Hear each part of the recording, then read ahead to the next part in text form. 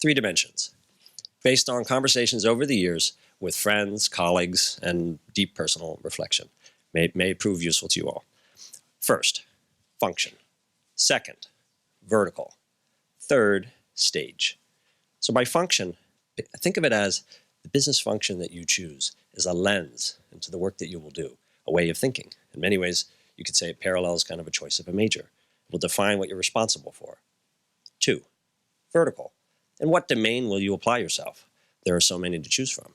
For some, consumer, enterprise, physical goods, data, digital, services. Finally, stage. When you think about stage, it's like a spectrum. On the one hand, high commitment, passion, low to no resources. Some might call that a startup. On the other end of the spectrum, ability to impact at scale.